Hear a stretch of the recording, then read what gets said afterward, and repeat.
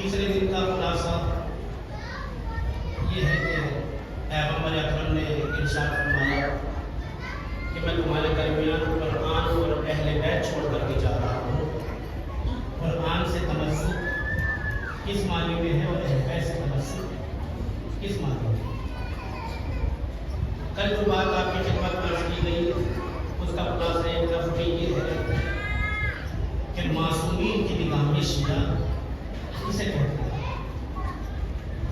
اور آج کی جو مجلس ہے جو آپ کی خدمت میں عرض کروں گا اس کا خلاصہ دو لفظوں میں یہ ہے کہ اہل بیت کون ہے اور جناب سید سجاد کون ہے. وقت بڑا مختصر ہے, آپ حضرات کی توجہ چاہتا ہوں. انشاءاللہ آپ حضرات کو توجہ رہیں گے تو انشاءاللہ چلتی ہوئی کچھ باتیں آپ کی خدمت میں عرض کرتی جائیں گی. جو گفتگو کا پہلا رخ ہے کہ اہل بیت اطہار کون ہے, تو اس کا اندازہ آپ کسی بات سے لگا سکتے ہیں کہ پروردگار عالم نے قرآن مجید میں ارشاد فرمایا قل لا اسألکم علیہ اجرا الا المودۃ فی القربی. اے میرے رسول آپ اپنی امت سے یہ کہہ دو کہ اگر تم اجر رسالت ادا کرنا چاہتے ہو تو اجر رسالت صرف یہی ہے کہ تم میرے اہل بیت اطہار سے محبت کرو۔ اب یہ اہل بیت سے مراد ہے کون، یہ بھی آپ کی خدمت میں عرض کیا گیا، اور بات کون ہے یہ بھی آپ کی خدمت میں عرض کیا۔ اگر تم یہ چاہتے ہو کہ اجر رسالت ادا ہو تو آپ اہل بیت اطہار سے محبت کرو۔ میں نے جملہ آپ کی خدمت میں عرض کیا تھا کہ دنیا یہ کہتی ہے کہ ہم بھی اہل بیت سے محبت کرتے ہیں، ہم یہ کہتے ہیں کہ ہم ہی اہل بیت سے محبت کرتے ہیں، دونوں صرف اور صرف اہل بیت سے محبت۔ اور اہل بیت سے محبت کرنے کا معیار ہونا کیسا چاہیے؟ پیغمبر اکرم کی خدمت میں کسی نے سوال کیا، یا رسول اللہ آپ کی محبت کی نشانی کیا ہے، آپ کی محبت کی پہچان کیا ہے، آپ کی محبت کی علامت کیا ہے؟ ہر انسان، ہر کلمہ پڑھنے والا یہ کہتا ہے کہ ہم آپ سے محبت کرتے ہیں۔ کیا آپ سے محبت کرنے کی کوئی نشانی ہے جس نشانی سے ہم یہ پہچان سکیں کہ یہ آپ سے محبت کرنے والا ہے؟ پیغمبر اکرم کی بارگاہ میں جناب امیر کائنات بیٹھے ہوئے تھے، پیغمبر اکرم نے مولا کائنات کے شانے پہ ہاتھ رکھ کر ارشاد فرمایا کہ میری محبت کی نشانی یہ علی ابن ابی طالب کی محبت ہے۔ میری محبت کی نشانی علی ابن ابی طالب کی محبت ہے۔ اس کے بعد پیغمبر اکرم نے ارشاد فرمایا جھوٹا ہے وہ شخص جو میری محبت کا دعویٰ تو کرے مگر علی ابن ابی طالب سے دشمنی رکھتا ہو۔ بے شک محبت پیغمبر اکرم کا معیار کیا ٹھہرا کہ علی پیغمبر اکرم سے محبت کرنے والا وہی شخص ہو سکتا ہے کہ جس کے یہاں جناب امیر کائنات کی محبت پائی جاتی ہو، اور وہ محبت کس طریقے سے پائی جاتی ہو؟ دنیا کے لالچ میں محبت نہ ہو، عہدوں کے لالچ میں محبت نہ ہو۔ ہم نے بہت سے محبت کرنے والے ایسے دیکھے کہ جس وقت درِ زہرا کے اوپر حملہ ہو رہا ہے جناب مولا کائنات کے گھر کے اندر موجود ہے، مگر جب انہوں نے دیکھا علی کے دروازے سے ہمیں فیض نہیں پہنچنے والا ہے، ہمیں مصر کی حکومت نہیں ملنے والی ہے، ہمیں یمن کی حکومت نہیں ملنے والی ہے، تو یہی افراد جنگ صفین میں، جنگ جمل میں جناب امیر کائنات کے مقابل میں تلوار لے کر کے کھڑے ہو جاتے ہیں۔ عزیزان گرامی، نوبت یہاں تک پہنچتی ہے کہ وہ شخص جو علی مرتضیٰ کے گھر میں موجود تھا، جب اس کا سر کاٹ کے جناب امیر کائنات کی خدمت میں لایا جاتا ہے تو آپ دیکھ کر کے ارشاد فرماتے ہیں القاتل والمقتول کلاہما فی الجنہ، یہ جو مجھے میری محبت کا دعویٰ کرتا تھا آج دشمن ہو گیا، یہ قتل ہونے والا بھی جہنمی ہے، جو اس کو قتل کر رہا ہے یہ بھی جہنمی ہے۔ نہ جنت کی لالچ میں محبت ہو، نہ جہنم کے خوف میں محبت ہو۔ محبت کا معیار یہ ہو کہ اے علی ہم نے تمہیں محبت کے قابل پایا لہذا ہم تم سے محبت کرتے ہیں۔ یہی تو مولا کائنات نے کہا تھا کہ اگر اپنی تلوار سے مومن کی ناک کو کاٹ دوں اور کہوں کہ تم مجھ سے دشمنی کر، وہ مجھ سے دشمنی نہیں کر سکتا۔ اور تاریخ مولا کائنات نے دعویٰ کیا ہے، دلیل کون پیش کرے گا؟ چاہنے والا پیش کرے گا۔ جناب پیغمبر ہے، ایک گنہگار شخص لایا گیا، جناب میرا کائنات کہتے ہیں پیغمبر اس کو کوڑے لگاؤ، 80 کوڑے لگائے جائے۔ جناب پیغمبر نے کوڑا ہاتھ میں لیا، کوڑے لگانے شروع کیے، کوڑے لگاتے لگاتے جب کوڑے لگا کر کے خاموش ہو گئے تو جناب میرا کائنات نے کہا پیغمبر 80 کوڑے لگانے کے لیے کہا تھا، تم نے 83 کوڑے لگا دیے ہیں، 3 کوڑے تم نے فالتو لگا دیے ہیں۔ عزیزان گرامی، کیا ہم پیغمبر سے زیادہ محبت کرنے والے ہو سکتے ہیں؟ پیغمبر ہاتھوں کو جوڑ لیتے، مولا اب مجھے کرنا کیا پڑے گا؟ کہا پیغمبر تم زمین کے اوپر لے جاؤ، اب تم کوڑے کھاؤ گے اور جس کو تم نے کوڑے لگائے ہیں یہ تمہیں کوڑے لگائے گا۔ عزیزان گرامی، ہم اور آپ ہوتے تو کیا کہتے؟ یا علی، کیا اسی لیے ہم آپ کے پیچھے پیچھے چلا کرتے تھے؟ یا علی، اسی لیے ہم آپ کے نعرے لگایا کرتے تھے؟ یا علی، اسی لیے ہم آپ کے قصیدے پڑھا کرتے تھے؟ جناب پیغمبر کرتا اتار کر زمین کے اوپر لے جاتے ہیں اور اپنے کردار سے ہم اور آپ کو پیغام دیتے ہیں کہ علی والا وہ نہیں جو اپنی مرضی کی سنے، علی والا وہی ہے جو علی مرتضیٰ کی سنے۔ صلوات پڑھیں گے محمد و آل محمد۔ صلی علی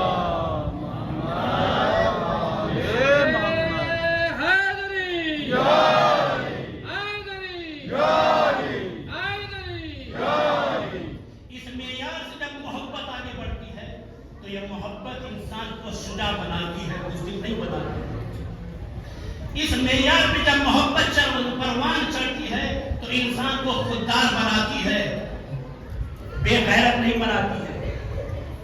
اس معیار کے اوپر جب محبت پروان چڑھتی ہے تو انسان کو قناعت سکھاتی ہے، لٹانا سکھاتی ہے، لوٹنا نہیں سکھاتی ہے۔ اور عزیزان گرامی، مردوں کے گفتگو میں نہیں، سودہ حمدانی کر کے خاتون ہے، کسی یمن کے گورنر کی شکایت لے کر جائیے شام کے دربار میں۔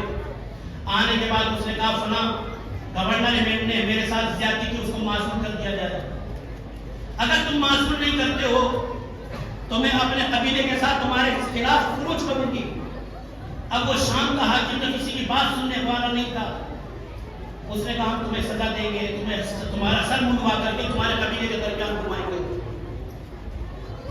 یہ سننا تھا، سودہ حمدانی رونے لگی، کہا رو کیوں رہی ہو؟ کیا ابھی سے ڈر گئی ہو، خوف آ گیا ہے؟ سودہ حمدانی کہتی ہے کہ میں تمہارے ظلم سے ڈر کے گرجا نہیں کر رہی ہوں۔ کہا پھر کس بات پہ گرجا کر رہی ہو؟ کہا مجھے علی کی عدالت نے رلا دیا ہے، تمہارے ظلم نے نہیں بلکہ علی کی عدالت نے رلا دیا ہے۔ کہا علی کی عدالت کیا مطلب؟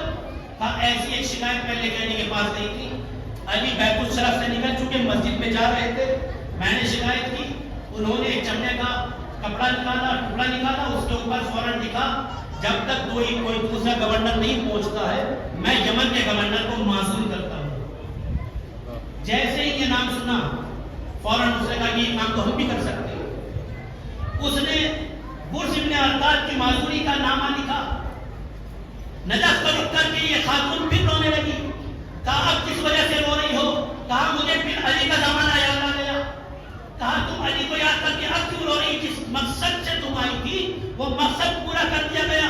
کہتی میں پروردگار عالم سے یہی کہہ رہی ہوں، پروردگار تو نے اسے تو چھوڑ دیا، علی ابن ابی طالب کو اٹھا لیا، ظالم کو چھوڑ دیا اور عادل شخص کو اٹھا لیا۔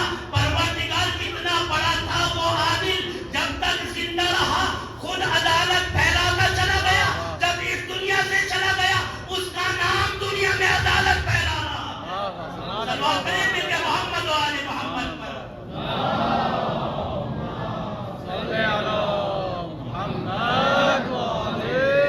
کچھ چیزیں ایسی جن کو پروردگار عالم نے پیغمبر اکرم کے ساتھ ساتھ اہل بیت کو شریک قرار دیا۔ ان میں سے سب سے پہلی چیز محبت۔ ارشاد فرمایا قل لا اسألکم علیہ اجرا الا المودۃ فی القربى، ہمارے اہل بیت سے محبت۔ جیسے رسول سے محبت کرنا واجب ویسے ہی اہل بیت سے محبت کرنا واجب۔ میں زیادہ گفتگو آپ کی خدمت میں اس موضوع سے متعلق عرض نہیں کروں گا، صرف ایک جملہ اور سماعت فرما لیں۔ ائمہ اربعہ میں ایک بڑا نام ہے، مشہور نام ہے امام شافعی کا۔ ہر انسان امام شافعی کے نام سے واقف ہے۔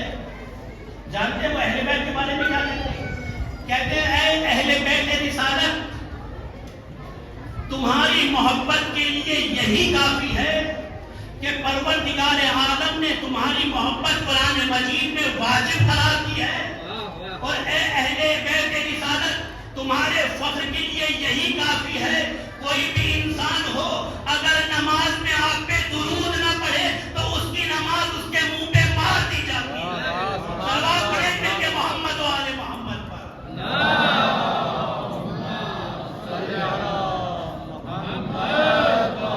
پروردگار عالم نے برابر کا شریک قرار دیا۔ جیسے اہل بیت سے رسول سے محبت کرنی ویسے اہل بیت سے محبت کرنی، پہلی چیز۔ دوسری چیز آیت نازل ہوئی ان اللہ و ملائکتہ یصلون علی النبی یا ایھا الذین آمنوا صلوا علیہ وسلموا تسلیما۔ اللہم صل علی محمد و آل محمد۔ کو آئے صلوات کے نام سے یاد کیا جاتا ہے۔ پیغمبر اکرم نے ارشاد فرمایا صلوات پڑھو ہمارے اوپر، صلوات کا بہت زیادہ ثواب ہے۔ آیا جاتا ہے کہ اگر کوئی انسان ایک مرتبہ صلوات پڑھے اور اس کے بعد 70,000 سال تک خاموش رہے، اگر اتنی عمر ہو، اور اس کے بعد دوسری مرتبہ صلوات پڑھے تو صلوات کا ثواب لکھنے والا فرشتہ یہ کہتا ہے کہ ابھی تو پہلی صلوات کا ثواب لکھ کر کے ہم نہیں رکے تھے کہ تم نے دوسری صلوات پڑھی۔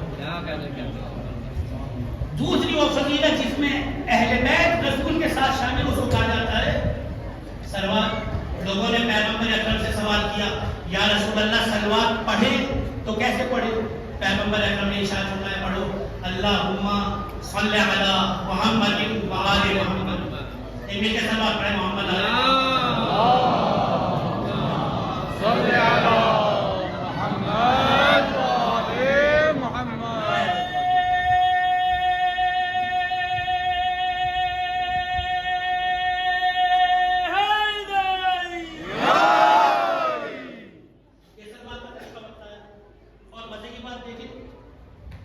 ہمارے مذہب کی آپ شب قدر میں سلوات پڑھیں، یہی سلوات پڑھیں گے، تشہد میں سلوات پڑھیں، یہی سلوات پڑھیں گے، نماز جنازہ میں آپ سلوات پڑھیں، یہی سلوات پڑھیں گے، محفل میں آپ سلوات پڑھیں، یہی سلوات پڑھیں گے، مجلس میں آپ سلوات پڑھیں، یہی سلوات پڑھیں گے۔ ہماری تنہائی کی سلوات بھی یہی ہے، ہماری مجمع کی بھی سلوات یہی ہے، ہماری نماز کی بھی سلوات یہی ہے، محافل و مجالس کی بھی سلوات یہی ہے۔ جب مسلمانوں کے دیگر فرقوں نے سلوات پڑھنی شروع کی تو ان کی نماز والی سلوات دوسری تھی، محفل و مقاصد کی سلوات دوسری تھی، ہماری ایک ہی سلوات نہیں، ان کی سلواتیں بدلی، اور جن کی سلوات بدلی ان کی بھی دو سلوات بدلی۔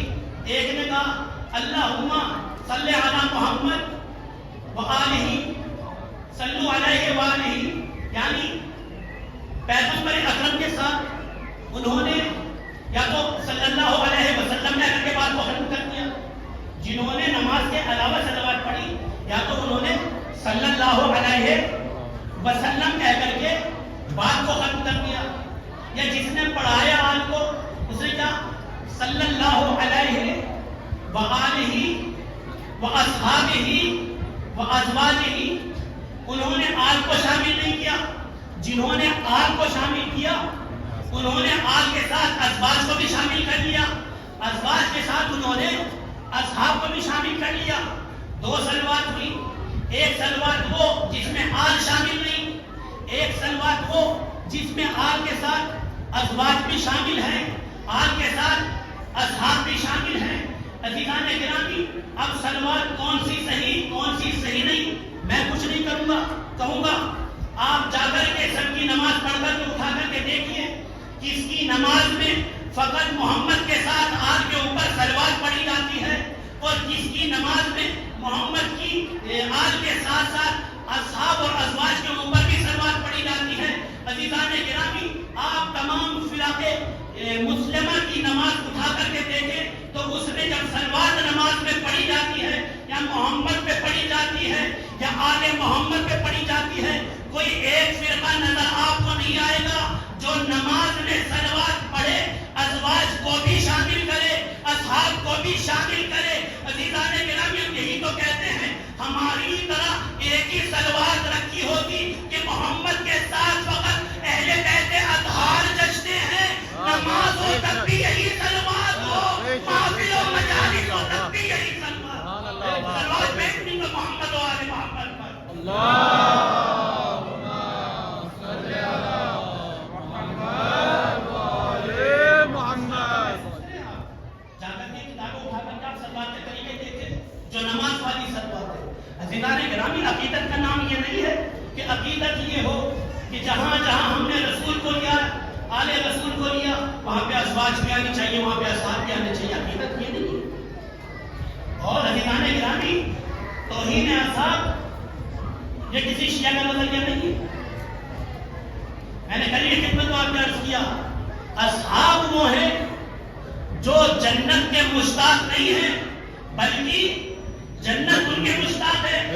اصحاب وہ ہیں جن کے قدموں کی خاک ہمارے لیے سرمہ جشن ہے، مگر عقیدت کا نام یہ نہیں کہ سلوات میں اصحاب کو شامل کر لیا جائے، عقیدت کا نام یہ نہیں کہ سلوات میں ازواج کو شامل کر لیا جائے۔ عزیزان گرامی، اگر اہل بیت کا اور اصحاب کا فرق پہچاننا ہے تو فقط ایک جملہ اپنے ذہنوں میں محفوظ رکھو، محمد و آل محمد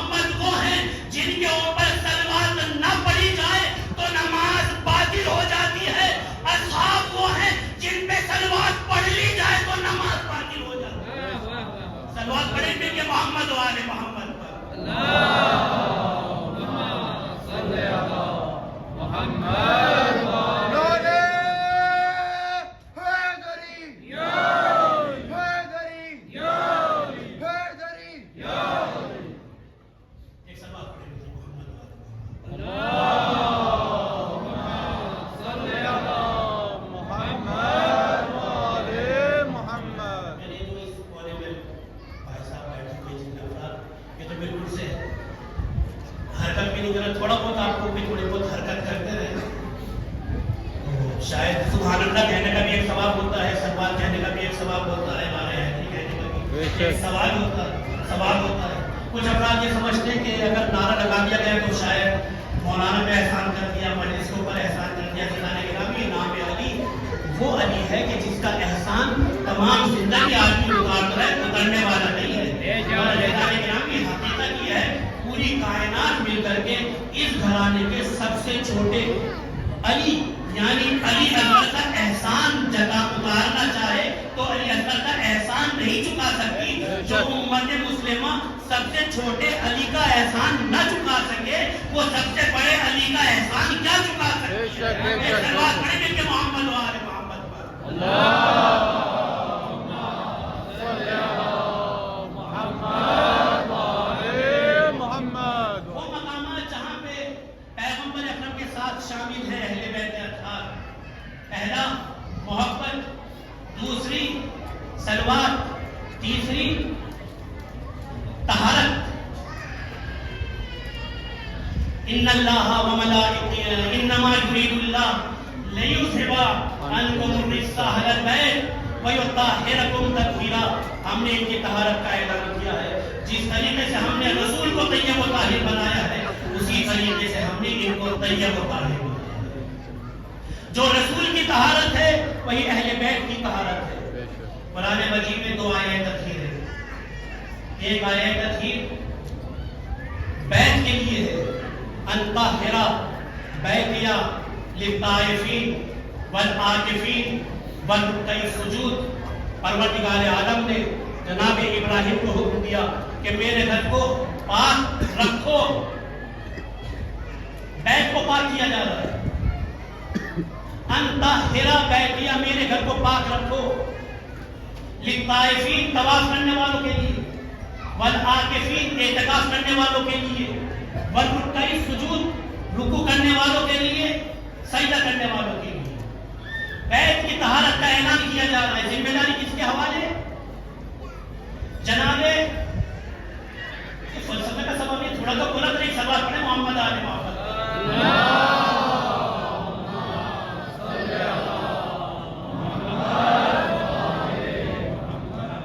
میں نے بتایا دو آیات تطہیر ہے. ایک آیت بیت کے لیے, ایک آیت اہل بیت کے لیے. جب بیت کے لیے آیت تطہیر نازل ہوئی تو کیا فرمایا؟ ان طہر بیتی للطائفین, میرے گھر کو پاک کرو طواف کرنے والوں کے لیے, اعتکاف کرنے والوں کے لیے, رکوع کرنے والوں کے لیے, سجدہ کرنے والوں کے لیے. اس سے کہا جناب ابراہیم سے. یعنی بیت کو پاک رکھنے کی ذمہ داری خدا نے نبیوں کے حوالے کی. اے ہمارے انبیاء بیت کو پاک رکھنا یہ تمہاری ذمہ داری ہے. اگر فرق پہچاننا ہے کہ بیت میں اور اہل بیت میں کیا فرق ہے, جب اہل بیت کی نوبت آئی کیا ارشاد فرمایا؟ انما یرید اللہ لیذھب عنکم الرجس اہل البیت ویطہرکم تطہیرا. خدا کی یہ ذمہ داری ہے کہ اہل بیت سے ہر طرح کے رجس کو دور رکھے گا. قرآن کریم میں دو آیت ہیں. آیت تطہیر, ایک آیت تطہیر بیت کے لیے, دوسری آیت تطہیر اہل بیت کے لیے. بیت کو پاک رکھنا نبیوں کی ذمہ داری, اہل بیت کو پاک رکھنا خدا کی ذمہ داری. اور بیت اور اہل بیت کو اگر آپ دیکھو گے ایک زمانہ ایسا آیا کہ بیت پاک نہ رہ سکا. جس کو خدا نے رجس کہا وہ خانہ کعبہ میں نظر آ گئے. ان کی ذمہ داری نبیوں کے کندھوں میں تھی, مگر جن کی طہارت کی ذمہ داری خدا نے لی. دنیا نے انہیں قتل تو کر دیا مگر دامن کی داد میں کوئی تھپا نہ دکھا سکے. سلوات پڑھیں مل کے محمد و آل محمد پر. اللهم صل على محمد وآل خدا نے کہا جیسے میرا رسول پاک ویسے میرے اہل بیت پاک، میرے رسول کے اہل بیت پاک. اور چوتھی منزل، جیسا پیغمبر اکرم کا مکان طیب و طاہر ویسے ان کا گھر طیب و طاہر. جیسے رسول طیب و طاہر ویسے ہی فاطمہ کے گھر میں رہنے والے افراد طیب و طاہر. اور عزیزان گرامی میں جوان سے کہتا ہوں کہ موبائل پہ ہمارا ہر وقت مصروف رہتے ہیں، جا کر کے ایک حدیث اٹھا کر کے دیکھیے گا، حدیث سد الابواب، حدیث سد الابواب، سین و دال سد، ابواب باب کی جمع، سد الابواب یعنی وہ حدیث جس کے بعد لوگوں کے دروازے بند کر دیے گئے. کون سے دروازے؟ مسجد نبوی کے دروازے. مسجد نبوی پیغمبر اکرم کے زمانے میں مدینہ منورہ میں تعمیر ہوئی. پیغمبر اکرم نے خود شرکت فرمائی، اصحاب نے شرکت فرمائی. اصحاب کا میں نے بتایا بہت بڑا مقام ہے. پھر آپ سنیں جناب عمار یاسر جن کے بارے میں ملتا ہے کہ ہر صحابی مٹی کی اینٹیں ہوا کرتی تھی، ہر صحابی ایک ایک اینٹ لے کر کے آ رہا ہے. جناب عمار اپنے کندھے کے اوپر دو دو اینٹ لے کر کے آ رہے ہیں. جناب عمار کو پیغمبر اکرم نے دیکھا، دیکھیے صحابی کا مقام کیا ہوتا ہے. پیغمبر اکرم نے دیکھا، پیغمبر اکرم نے بلانے کے بعد اپنے پاس جناب ابوذر کے شانوں سے مٹی کو جھاڑنا شروع کیا. پیغمبر اکرم عمار یاسر کے شانے سے مٹی کو جھاڑ رہے ہیں، عمار یاسر کی پیشانی کو بوسہ دے رہے ہیں، اور اس کے بعد دو جملے بیان فرمائے. جناب پیغمبر اکرم نے عمار یاسر سے، اے عمار بنی آدم کو، اگر تم تمام بنی آدم کو ایک راستے پہ چلتے ہوئے دیکھو تو دنیا کے تمام انسان ایک راستے پہ جا رہے ہیں، اور تنہا علی ابن ابی طالب دوسرے راستے پر جا رہے ہیں. تو عمار بنی آدم کے پیچھے نہ چلنا بلکہ علی ابن ابی طالب کے پیچھے چلنا. بنی آدم کو چھوڑ دینا، علی ابن ابی طالب کے پیچھے چلنا، اس لیے کہ علی اس امام کا نام ہے جو نہ خود ہلاک ہوتا ہے نہ امت کو ہلاک ہونے دیتا ہے. ارے یہی تو وجہ تھی بڑے بڑے کہتے ہوئے نظر آئے کہ اگر علی نہ ہوتے تو ہم ہلاک ہوتے. سبحان پڑھیں گے کہ محمد و آل محمد پر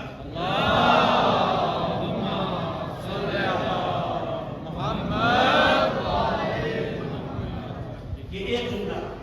اور دوسرا جملہ یہ ہر کتاب میں ملے گا، آپ کو سنی شیعہ سب کتابوں میں. جناب ہمارے یاسر سے جناب پیغمبر اکرم دوسرا جملہ ارشاد فرماتے ہیں، ستقتلک فئۃ باغیہ. کیا ہوا؟ واقعہ کربلا کے بعد آپ تاریخ اٹھا کر کے دیکھیں کیا کہا گیا کہ ایک باغی نے بغاوت کی تھی، اس کو قتل کر دیا گیا. واقعہ کربلا کے بعد کس کو باغی کہا گیا؟ سرکار سید الشہداء کو. جس کو یزید باغی کہے وہ باغی نہیں ہو سکتا. باغی وہ ہوگا جس کو پیغمبر اکرم باغی کہے. عزیزان گرامی میرے مسلمانوں سے سوال ہے، اگر تمہیں باغی تلاش کرنا ہے تو یزید کے الفاظ میں تلاش نہ کرو، پیغمبر اکرم کی حدیث میں جا کر کے تلاش کرو. پیغمبر اکرم نے کسے ہادی کہا، کسے باغی کہا؟ جسے رسول ہادی کہے اس کو ہادی مان لو، جسے رسول باغی کہے اس کو باغی تسلیم کر دو. سوال پڑے کہ محمد و آل محمد پر اللہم صلی علی محمد و آل محمد. ہر جگہ آپ کو ملے گا. کیا ارشاد فرمایا رسول نے؟ ستقتلک فئۃ باغیہ.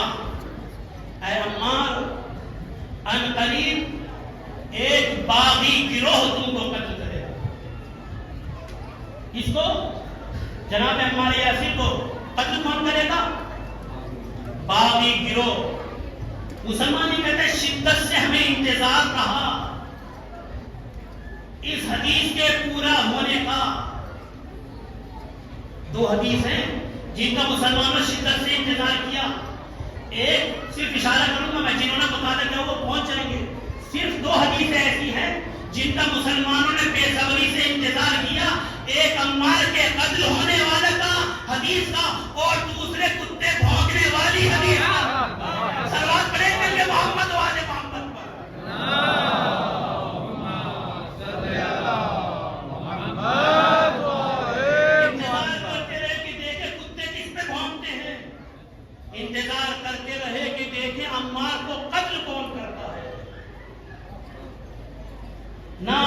کرنے والے نکلے ہوتے نہ کتوں نے بھونکا ہوتا، نہ جنگ کرنے آتے نہ عمار کو قتل کرتے نہ باغی کا تمغہ حاصل کرتا۔ رسول نے کہا تمہیں ایک باغی گروہ قتل کرے گا۔ جنگ صفین میں جو مقابل میں آیا اس نے جناب عمار یاسر کو قتل کیا۔ عزیزان گرامی، رسول تو بتلا کر کے چلے گئے کہ باغی کون ہے۔ اب مسلمانوں کے دلوں سے باغی کی محبت نہ نکلے تو اس میں رسول کیا کر سکتے ہیں، آل رسول کیا کر سکتے ہیں؟ صلوات پڑھیں مل کے محمد آل محمد پر۔ اللہم صلی علی محمد وآل محمد۔ عزیزان گرامی، یہ 4 منزل ہیں جہاں کے اوپر اہل بیت رسول کے ہمراہ۔ اب سب لوگ بہت سے لوگ کہتے ہیں کہ نہیں سب برابر ہے، کوئی فرق نہیں ہے۔ جانے کے بھی فرق تو ہوتا ہے۔ رسول جس سے محبت کرنے کے لیے کہے وہ اور ہے، جن کو اپنی بس سے اٹھا کر کے باہر نکالتے وہ اور برابر کیسے ہو سکتے ہیں؟ رسول جن کا کھڑے ہو کر کے استقبال کرے وہ اور ہے، جن کے آنے کے بعد رسول اپنی جگہ بیٹھے رہے وہ اور ہے۔ رسول اکرم جن کو اپنے کاندھوں پہ بٹھا کر کے ناکا بن جائیں وہ اور ہے، جن کو دیکھ کر کے نظر انداز کر دیں وہ اور ہے، جن کی محبت قرآن میں واجب ہو جائے وہ اور ہے، جن کے اوپر صلوات پڑھی جائے وہ اور ہے، جن کے اوپر لعنتیں پڑھی جائیں وہ اور ہے۔ عزیزان گرامی، پیغمبر اکرم ہاتھوں پہ اٹھا کر جن کا تعارف کروائیں وہ اور ہے، پیغمبر اکرم کا محافظ بن کر میدان کارزار میں تلوار لے کر محافظ پروان شریعت بن کے جو میدان احد میں ڈٹا رہے وہ اور ہے، جو پیغمبر اکرم کو چھوڑ کے چلے جائیں وہ اور ہوا کرتے ہیں۔ صلوات پڑھیں مل کے محمد و آل محمد پر۔ اللہم صلی علی محمد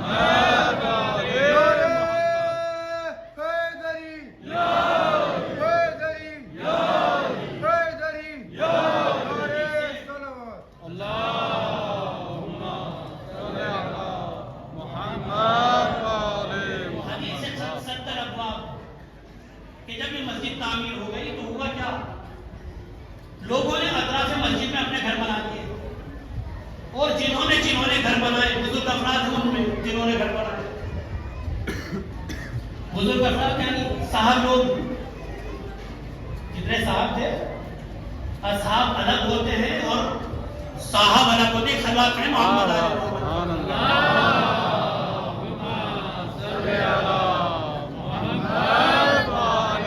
محمد۔ صاحب لوگوں نے مکان بنائے، جتنے مکان بنے سب کے 2 دروازے تھے۔ ایک دروازہ مسجد کے صحن میں کھلا کرتا تھا، ایک ہائی وے پہ روڈ کی طرف کھلا کرتا تھا۔ جب بازار جانا ہوتا تھا تو باہر والے دروازے سے، جب مسجد میں آنا ہوتا تھا تو چھوٹے والے دروازے سے مسجد میں آ جائے۔ جب یہ کافی ٹائم ہو گیا، جو جس حالت میں ہے اسی حالت میں مسجد میں داخل ہو، جس حالت میں ہے جس حالت میں ہے اسی حالت میں مسجد میں داخل ہو۔ اس کو کہتے ہیں حدیث اسد ابواب۔ پیغمبر اکرم نے ارشاد فرمایا سب دروازے بند کر دیے جائیں، مسجد میں فقط 2 دروازے کھلیں گے، ایک نبی کا دروازہ، دوسرا وہ دروازہ جو نبی جیسا ہو۔ صرف 2 دروازے کھلیں گے، ایک نبی کا دروازہ کھلے گا، ایک اس کا دروازہ کھلے گا جو نبی جیسا ہو۔ سب دروازے بند کر دیے گئے۔ جتنے صاحب لوگ تھے یہ پھر آئے، یا رسول اللہ کا دروازہ بند کیا جا رہا ہے تو ایک کھڑکی لگانے دیجیے، کہا نہیں اس کی بھی اجازت نہیں، کہا ایک روشن دان کھولنے دیجیے، کہا اس کی بھی اجازت نہیں۔ بہت سے لوگ ناراض ہو گئے، یا رسول اللہ آپ نے ہمارے دروازے بند کروا دیے۔ جب ہمارے دروازے بند ہو گئے تو علی ابن ابی طالب کا دروازہ کیسے کھلا رہ گیا؟ پیغمبر اکرم نے ارشاد فرمایا نہ کسی کا دروازہ میں نے اپنی مرضی سے کھولا ہے، نہ اپنی مرضی سے میں نے کسی کا دروازہ بند کیا۔ خدا نے چاہا جس کا دروازہ بند ہو اس کا دروازہ بند کر دیا، جس کا چاہا دروازہ کھلا رہے اس کا دروازہ کھلا رہا۔ سب دروازے بند ہو گئے، ایک دروازہ بچا طالب کا، اور یہ دروازہ بند ہو بھی نہیں سکتا تھا. کیوں؟ پیغمبر اکرم نے ارشاد فرمایا انا مدینۃ العلم و علی البابها، میں شہر علم ہوں، علی اس کا دروازہ ہے. ارے اگر شہر تک پہنچنا ہے تو دروازہ تو کھلا ہونا چاہیے. سبحان اللہ، اور پڑھیں مل کے محمد و آل محمد. سبحان اللہ. صلی علی محمد و آل محمد. یا علی، یا علی، یا علی. عزیزان گرامی، یہ وہ چار مقامات کم سے کم جس کا اس سے کم الفاظ میں خلاصہ نہیں ہو سکتا. جو محبت رسول کی، وہ آل محمد کی محبت، جو سلوات رسول کا، رسول کے اوپر وہی آل محمد کے اوپر، جو طہارت رسول کی وہی آل محمد کی طہارت، جو بیت رسول کا وہی آل محمد کا. عزیزان گرامی، مجھے آپ 10 منٹ روک دیجیے کہ چونکہ آج 40 کی مجلس ہے اور منصوب ہے چوتھے امام کی طرف آج کی مجلس. یہ صرف میں آپ کی خدمت میں یہ عرض کر دوں مختصر کہ چوتھے امام نے کیا کیا. جب اہل حرم چھوٹ کر کے، میں نے سب کو چھوڑ دیے تنقیدیں، چھوٹ کر کے چلے گئے یزید کے دربار میں. دربار کے بعد ان کو زندان میں بھیج دیا گیا، اور زندان میں بھیجنے کے بعد پھر مسجد جامع دمشق کی جامع مسجد، وہاں کے اوپر اہل حرم کو بلایا گیا. اہل حرم میں فقط جناب سید سجاد،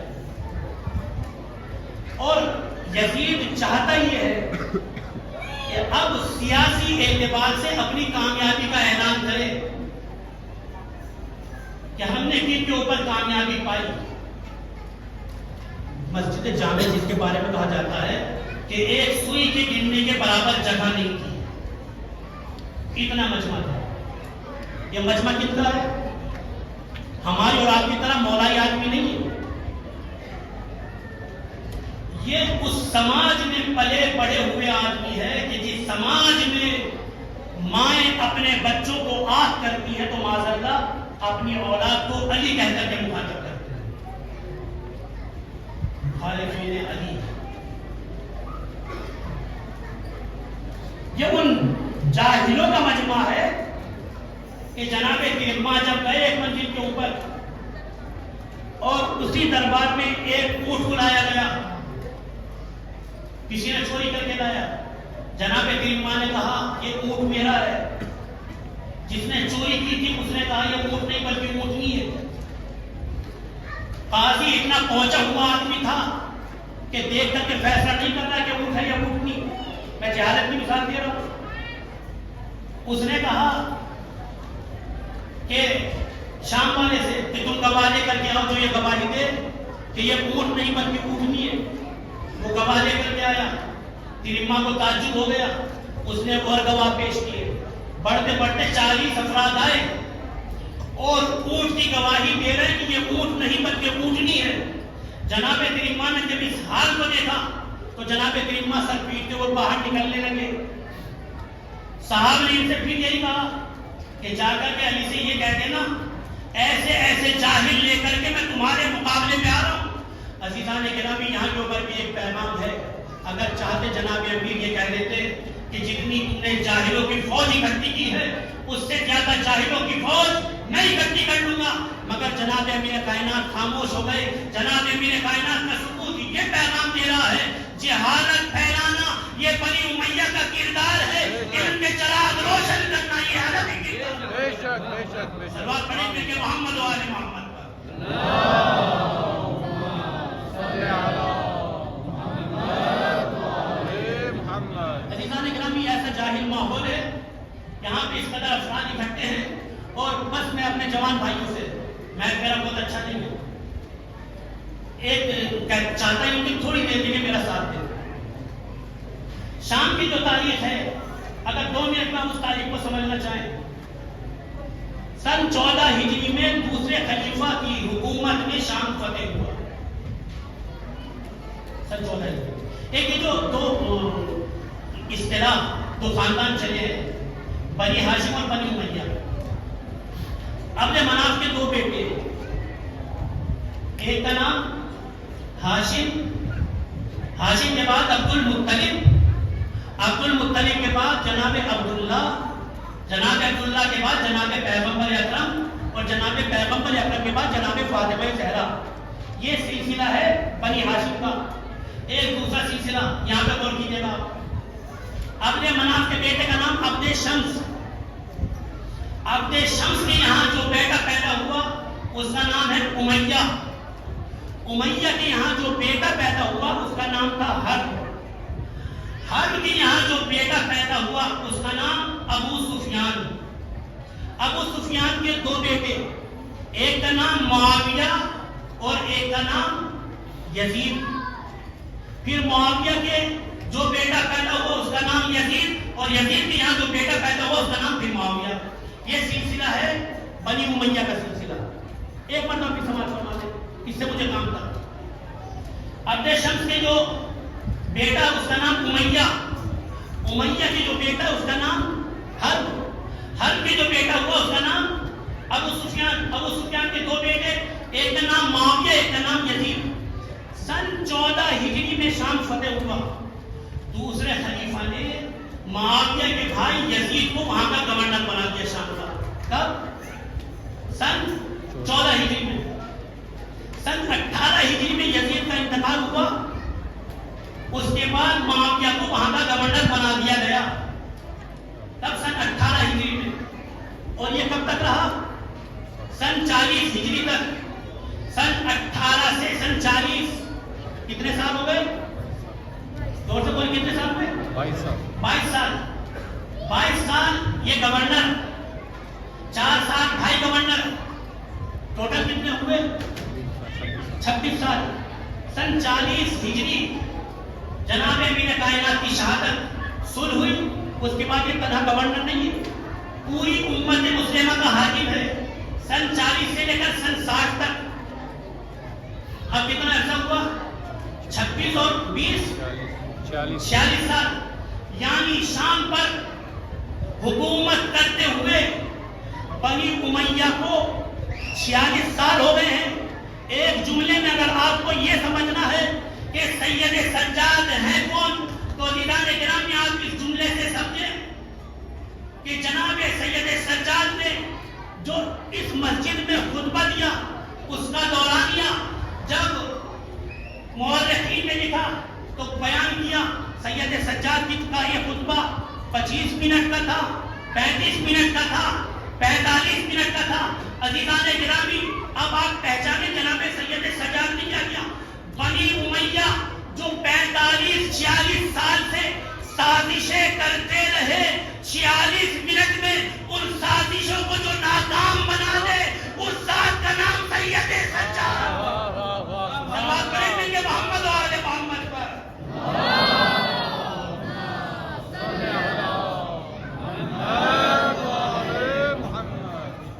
اور کس طریقے سے ناکام بنایا کہ خطیب کو بھیجا گیا، منبر پہ گیا، منبر پہ جانے کے بعد اس نے یہ کہا کہ جو بھی کچھ زمین اور آسمان میں خیر پایا جاتا ہے وہ آل ابی سفیان کی وجہ سے۔ تعریفیں کی، بنی ہاشم کو برا کہا، مولائے کائنات پہ سب کیا۔ اس منزل پہ جناب سید سجاد نے جو پہلا جملہ کہا، جملہ کیا تھا؟ وَيْلَكَ أَيُّهَا الْخَاطِبُ، اے بولنے والے خدا کی لعنت ہو تیرے اوپر، اشتریت مرضات المخلوق بسخط الخالق، خدا کو ناراض کر کے لوگوں کی مرضیوں کو خریدتا ہے، یا لوگوں کو راضی کر کے تو خدا کو ناراض کرتا ہے۔ عزیزان گرامی، جو لفظ استعمال کیا وہ لفظ کیا ہے؟ لفظ خاطب، لفظ خطیب استعمال نہیں کیا۔ خطیب اور ہوتا ہے، خاطب اور ہوتا ہے۔ جو آل محمد کی مدح و ثنا کرے وہ خطیب ہوتا ہے، جو آل محمد پہ سب کرے وہ خطیب نہیں بلکہ خاطب ہوتا ہے۔ اور اس کے بعد اٹھا کر ہوئے، یا یزید، او یزید، یہ سن کر کے آپ کو یہ جملہ بڑا ہلکا محسوس ہوا، جس طریقے سے آپ بالکل سکوت کی حالت میں بیٹھے ہوئے۔ سید سجاد نے کیا کہا؟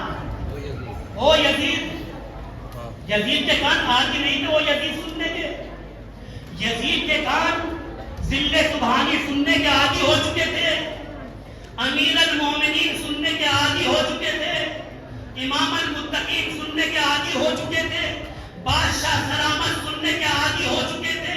سید سجاد نے نہ ذل سبحانی کہا نہ بادشاہ سلامت کہا، او یزید کہہ کر کے مخاطب کیا۔ اب تمام کے تمام افراد متوجہ ہو گئے، اہل شام کو پیغام دے دیا، اے شام والو، ذل سبحانی ہوگا تمہارے لیے، بادشاہ سلامت ہوگا تمہارے لیے، ہمارے نگاہوں میں غلام زادے سے زیادہ ہے۔ سبحان اللہ، واہ واہ، سلام پڑھیں دل کے محمد و آل محمد پر۔ اللہم صلی علی محمد و آل محمد۔ عزیز لی اذن لی ان اسود علی هذه الاغاز، مجھے اجازت دے کہ میں ان لکڑیوں کے ڈھیر کے اوپر چلا جاؤں۔ عزیزان گرامی، لفظ استعمال کیا لکڑیوں کا ڈھیر۔ یہ تاریخ میں فقط دو لوگوں نے لکڑیوں کا ڈھیر استعمال کیا ممبر کو، ایک پہلے علی نے اور ایک دوسرے علی نے۔ پہلے علی نے کب؟ جب خلافت ملی وہاں جا کر کے بیٹھے جہاں رسول بیٹھا کرتے تھے، لوگوں نے اعتراض کرنا شروع کیا، کسی کی عظمت کا خیال نہیں کیا، کسی کے فضیلت کا خیال نہیں کیا، کسی کا احترام نہیں کیا، وہاں جا کر کے بیٹھ گئے جہاں پہ رسول بیٹھا کرتے تھے۔ اعتراض سننے کے بعد جو جواب نہ دے اعتراض کا، اس کو علی کہتے ہی نہیں ہیں۔ جیسے اعتراض سنا کہ وہاں جا کر کے بیٹھ گئے جہاں رسول بیٹھا کرتے تھے، فوراً جناب میرے کائنات نے ارشاد فرمایا، ارے میرا تو کمال وہ ہے، میرے قدم تو دوش رسول پہ جا کر کے ٹھہر گئے، ان لکڑیوں کے ڈھیر کی حیثیت ہی کیا ہے۔ سلوات پڑھیں دل کے محمد و آل محمد پر۔ صلی علی محمد و آل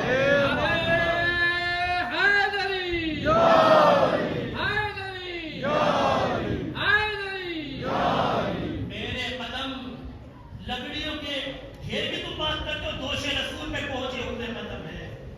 اور کیا منظر تھا وہ کہ جب پیغمبر اکرم کا یہ بڑے بت ان کو گرانا ہے تو علی کے تواضع کا کیا سوال تھا؟ آپ جھک گئے، جھکنے کے بعد انہوں نے کہا یا رسول اللہ میں بیٹھ جاتا ہوں، آپ میرے کاندھوں پہ سوار ہو جاؤ۔ میرے کاندھے پہ سوار ہو کر کے آپ بتوں کو گرا دو۔ رسول نے کیا کہا؟ اے علی، یہ بار رسالت ہے، بار رسالت اٹھانا کسی کے بس میں بات نہیں ہے۔ شاید آپ پہنچ جاؤ جہاں تک میں پہنچانا چاہتا تو۔ مولا کائنات نے کہا یا رسول اللہ آپ میرے کاندھوں پہ سوار ہو جاؤ۔ کہا نہیں، یہ بار رسالت ہے، بار رسالت تم نہیں اٹھا سکتے۔ پیغمبر اکرم نیچے بیٹھ گئے، مولا کائنات سوار ہوئے۔ جب بت گرا رہے تھے تو پیغمبر اکرم قصیدہ پڑھ رہے تھے، یا علی تمہیں بھی مبارک ہو اور علی مجھے بھی مبارک ہو۔ کہا یا رسول اللہ کس چیز کی مبارکباد دے رہے ہو؟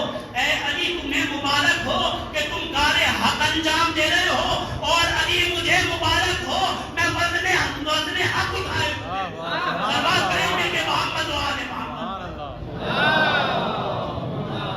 صلی علی محمد و آل محمد۔ اپنے کاندھے کے اوپر سوار کیا۔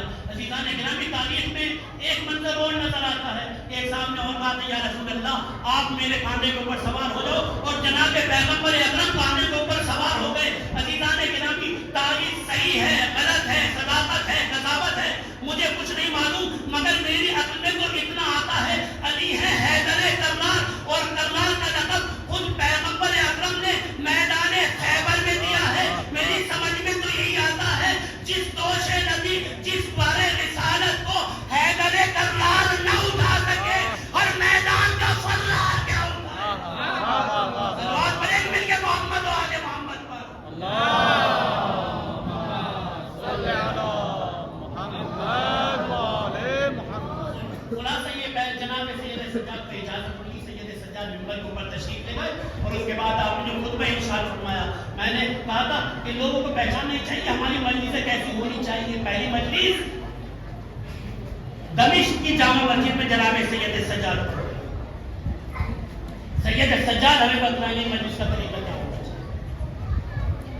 آپ نے جو کلام شروع کیا اوتینا الستہ وفضلنا بالسبع اوتینا العلم والحلم والفصاحة والشجاعة والسماحة والمحبة فی قلوب المؤمنین. خدا نے ہمیں 6 چیزیں عطا کی ہیں.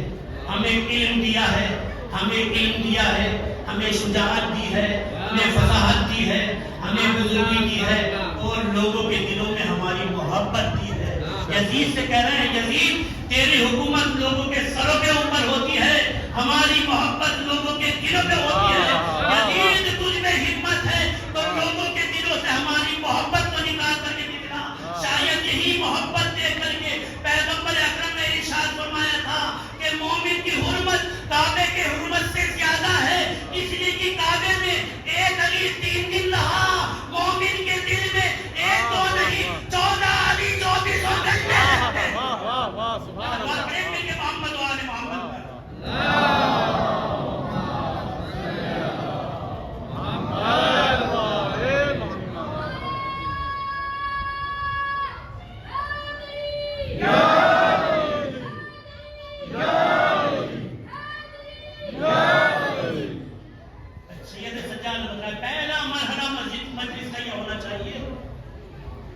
خدا نے جو چیزیں ہمیں عطا کی وہ لوگوں کو سمجھاؤ. اس کے بعد وفضلنا بالسبع, خدا نے 7 چیزوں کے ذریعے سے ہم کو فضیلت دی ہے. وفضلنا بأن منا النبی المختار, ہماری پہلی فضیلت یہ ہے کہ پیغمبر اکرم ہم میں سے ہے. کہاں بیان ہو رہا ہے؟ وہاں جہاں کے اوپر سمجھا یہ جاتا ہے کہ علی کا اسلام سے کوئی تعلق نہیں, وہاں پہ آپ تقریر کر رہے ہیں. وفضلنا بالسبع, 7 فضیلتیں ہمیں دی گئی ہے. بأن منا النبی المختار ومنا صدیق ومنا الطیار ومنا اسد اللہ واسد رسولہ ومنا سبط هذه الامہ ومنا مہدی هذه الامہ. خدا نے ہمیں 7 فضیلتیں دی ہے. نبی مختار ہم میں سے ہیں, صدیق اکبر ہم میں سے ہیں, جعفر طیار ہم میں سے ہیں, اسد خدا علی ابن ابی طالب ہم میں سے ہیں, اسد رسول خدا جناب حمزہ ہم میں سے ہیں, سبطان هذه الامہ حسن اور حسین سردار جوانان جنت ہم میں سے ہیں, اور اس امت کے مہدی دورہ امام زمانہ ہم میں سے ہیں. سبحان اللہ. دوسرا مرحلہ جناب سید سجاد. پھر اس کے بعد آپ نے ارشاد فرمایا جو مجھے جانتا ہے جانتا ہے, جو نہیں جانتا وہ جان لے. میں مکے کا بیٹا ہوں, میں مینا کا بیٹا ہوں, میں صفا اور مروہ کا بیٹا ہوں, میں خانہ کعبہ کا بیٹا ہوں, میں اس کا بیٹا ہوں جو طواف کرنے والوں میں سب سے بہترین طواف کرنے والا ہے, میں اس کا بیٹا ہوں جو حج کرنے والوں میں سب سے بہترین حج کرنے والا ہے, میں اس کا بیٹا ہوں جو طواف کرنے والوں میں سب سے بہترین طواف کرنے والا ہے, میں اس کا بیٹا ہوں جس کے اوپر جبرائیل امین وحی لے کر کے نازل ہوتے ہیں, میں اس کا بیٹا ہوں جس کے اوپر قرآن کریم نازل ہوا ہے, میں اس کا بیٹا ہوں جس کی سواری ایسی ویسی سواری نہیں بلکہ اس کی سواری کو قربان کہا جاتا ہے. میں محمد مصطفیٰ علیہ السلام کا بیٹا ہوں. ایک سلوات پڑھ مل کے محمد و آل محمد. اللہم صل علی محمد و آل محمد. یہ بتایا سید سجاد نے کہ مجلس کا عنوان ہونا کیا چاہیے, مجلس ہونی کیسے چاہیے. اس کے بعد ارشاد فرمایا میں اس کا بیٹا ہوں جس نے بڑے بڑے سورماؤں کی ناک رگڑ دی ہے, اور جب اس نے ناک رگڑی تو لوگ اسلام لانے کے لیے مجبور ہو گئے. لوگ ایک دوسرے کو کوہنیاں مارتے, کاش یہ جوان اپنے باپ کا نام تو لے لے. سید سجاد نے بھی اپنے باپ کا نام نہیں لیا. اس کے بعد آواز دیتے ہیں میں اس کا بیٹا ہوں جو 2 تلوار لے کر کے ایک ساتھ جہاد کیا کرتا تھا, میں اس کا بیٹا ہوں جو 2 نیزے لے کر کے ایک ساتھ جہاد کیا کرتا تھا, میں اس کا بیٹا ہوں جس نے 2 بار ہجرت کی, میں اس کا بیٹا ہوں جس نے 2 مرتبہ بیعت کی, میں اس کا بیٹا ہوں جس نے 2 قبلوں کی طرف ایک ہی وقت میں نماز پڑھی, میں اس کا بیٹا ہوں جو سب سے زیادہ سخی ہے, میں اس کا بیٹا ہوں جو سب سے زیادہ شجاع ہے, میں اس کا بیٹا ہوں جو سب سے زیادہ خوبصورت ہے, میں اس کا بیٹا ہوں جس کی شان میں آیت ولایت نازل ہوئی ہے, میں اس کا بیٹا ہوں جس کی شان میں آیت تدبیر نازل ہوئی ہے. لوگ اشتیاق ہیں کہ اے بولنے والے اپنے بابا ارشاد فرمایا میں علی ابن ابی طالب کا بیٹا۔ واہ واہ سبحان اللہ سبحان اللہ۔ عزیزان گرامی، عالم کیا ہوا؟ جس شان کے مجمع کو یہ بتلایا گیا تھا کہ علی ایک بے نمازی کا نام ہے، اب وہ لوگ متوجہ ہوئے کہ ابھی تک ہمیں دھوکے میں رکھا گیا۔ اس کے بعد ارشاد فرمایا کہ میں جناب خدیجہ الکبریٰ کا بیٹا ہوں۔ اس کے بعد ارشاد فرمایا میں فاطمہ زہرا کا بیٹا ہوں۔ عزیزان گرامی، سید سجاد علیہ السلام نے مسجد جامع میں خطبہ دے کر کے ہمیں اور آپ کو بتایا کہ مجلس کیسے ہے۔ یہ جو مجلس ہوتی ہے، پہلے مسائل پڑھے جاتے ہیں، پھر مسائل پڑھے جاتے ہیں۔ اب جناب سید سجاد نے مسائل پڑھنے شروع۔ میں اس کا بیٹا ہوں جسے رلا رلا کر کے قتل کیا۔ انسان کو غور کرے اس جملے میں۔ میں اس کا بیٹا ہوں جس کو رلا رلا کر کے قتل کیا گیا۔ روز عاشور صبح سے عصر تک سید امام مظلوم کربلا ہوتے رہے۔ گرو کا لاشا لائے تب روئے، حبیب کا لاشا لائے تب روئے، مولانا محمد کے لاشیں لائے تب روئے، قاسم کا لاشا لائے تب روئے۔ کہتے ہیں میں اس کا بیٹا ہوں جسے رلا رلا کر کے قتل کیا گیا۔ میں اس کا بیٹا ہوں جس کو پیاسا ذبح کیا گیا۔ میں اس کا بیٹا ہوں جس کو پسے گردن سے ذبح کیا گیا۔ میں اس کا بیٹا ہوں جس کو شہید کرنے سے پہلے اس کا امامہ لوٹ لیا گیا۔ میں اس کا بیٹا ہوں جس کے جسم اقدس سے اس کا لباس لوٹ لیا گیا۔ میں اس کا بیٹا ہوں جس کی انگوٹھی لینے کے لیے اس کے ہاتھ کو کاٹ لیا گیا۔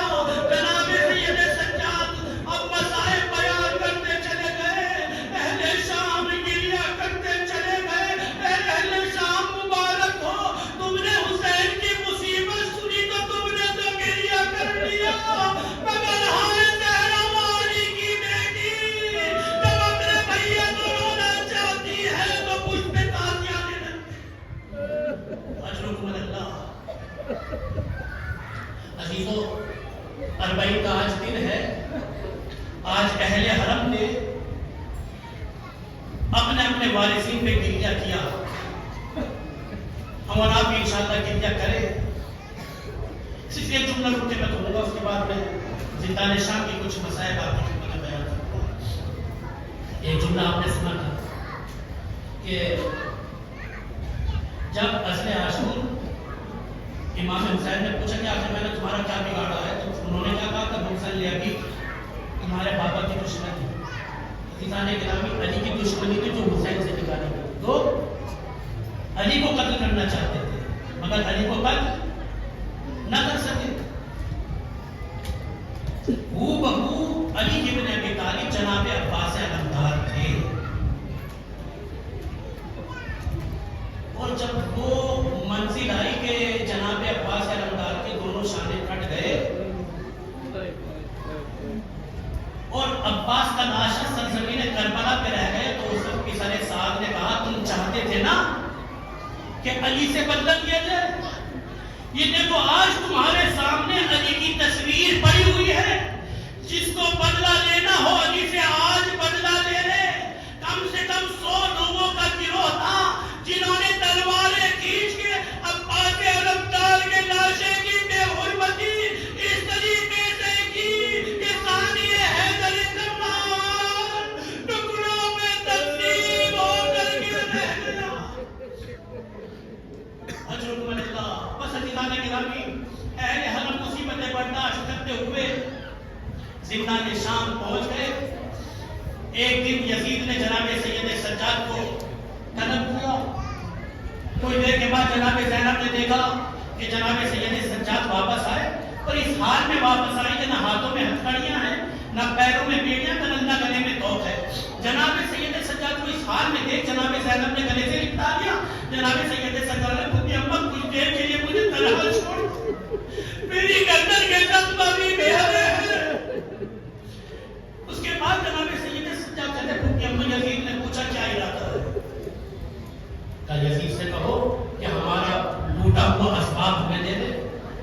تمہارے شہیدوں کے سر ہمیں دیتے۔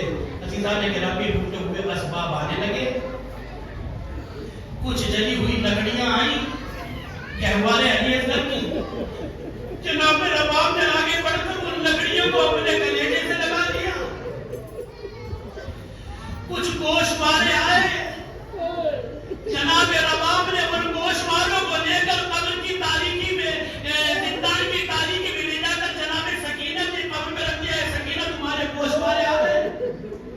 چادریں آئی، بیویوں نے اپنی اپنی چادر لے لی، ایک چھوٹی سی چادر رہ گئی۔ جناب رباب نے جناب سکینہ کی قبر میں رکھ دی۔ اے بیٹا سکینہ تمہاری چادر واپس آ گئی ہے۔ عزیزان گرامی اس کے بعد سر آنے لگے، ایک سر آتا جاتا ہے، بیویاں لیتی جاتی ہے۔ ام فروا کا سر آیا، جناب قاسم کا سر آیا، ام فروا نے لے لیا۔ علی اکبر کا سر آیا، ام لیلا نے لے لیا۔ ایک ایک بیوی نے ایک ایک سر لے لیا۔ جناب زینب نے سر لے لیا، سر حسین اپنی آغوش میں رکھ کے بیٹھ گئی۔ آواز دیتی ہے، اے میرے بھیا حسین، کیا سفر کی کیفیت مجھ سے معلوم نہ کرو گے؟ اے بھیا تیرے بعد ہماری چادریں چھن گئی۔ اے بھیا تیری سکینہ زندان شام اجرکم اللہ، اجرکم اللہ۔ عزیزان گرامی اس کے بعد جناب زینب نے کہا، بیٹا سید سجاد یزید سے کہو ایک گھر خالی کرائے گئے، ہم اپنے ورثہ کا ماتم کرنا چاہتے ہیں۔ عزیزان گرامی گھر خالی کرایا گیا، ماتم ہونے لگا۔ اس گھر کے دروازے پہ شام کی عورتیں آئیں، شام کی عورتوں کو آ کر کے جناب سید سجاد سے کہا، یہ کیوں آئی ہے؟ کہا کیونکہ اماں آپ کو ایک پرسہ دینے کے لیے آئی ہے۔ جیسے سنا میں پرسہ دینے کے لیے آئی، جناب زینب نے ایک ہی جملہ کہا، اے بیٹا سید سجاد ذرا ان سے یہ پوچھو، کیا تمہارے چولہوں میں جلتی ہوئی لکڑیاں ختم ہو گئی ہیں، یا تمہاری جھولیوں میں پتھر ختم ہو گئے، یا کھولتا ہوا پانی ختم ہو گیا تو تم ہمیں پرسہ دینے کے لیے آئے؟ اجرکم اللہ۔ بس عزیزو قافلہ تیار ہو گیا مدینہ جانے کے لیے۔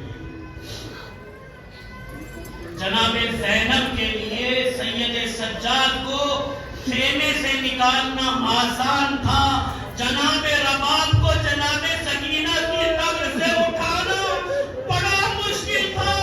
بار بار جاتی ہے، جناب رباب بھی کہتی ہے، اے شہزادی اگر میں چلی جاؤں گی تو میری بیٹی کا خیال کون؟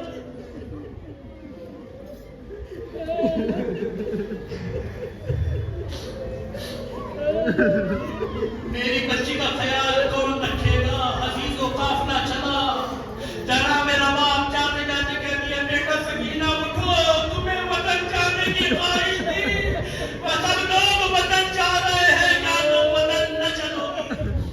اجرکم اللہ۔ عزیزان گرامی دھیرے دھیرے یہ قافلہ پڑھتے ہوئے پہنچا سرزمین کربلا کی طرف۔ جناب زینب نے کہا، بیٹا سید سجاد پہلے ہم کربلا جائیں گے۔ کربلا کی سرحد پہ آج کے دن یہ قافلہ پہنچا۔ جناب جابر قبر سرکار سید الشہداء پہ موجود تھے کہ ایک مرتبہ آواز آئی، اے جابر میری قبر سے بہت دور نکل جاؤ۔ کہا مولا کچھ گستاخی ہو گئی؟ کہا میری غریب بہن زینب کبریٰ میرا ماتم کرنے کے لیے آ رہی ہے۔ عزیزان گرامی عجیب شان سے یہ قافلہ مقتل میں پہنچا۔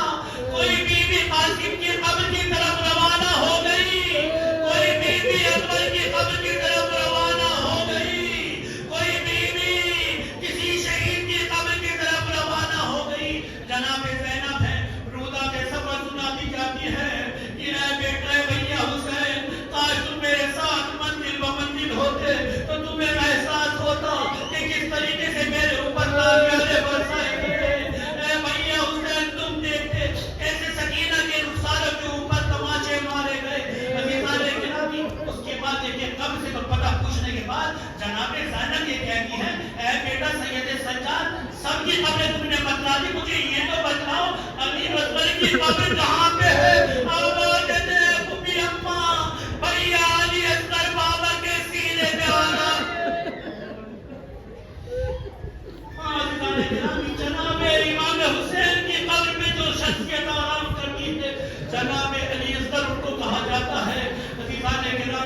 بعد جناب زین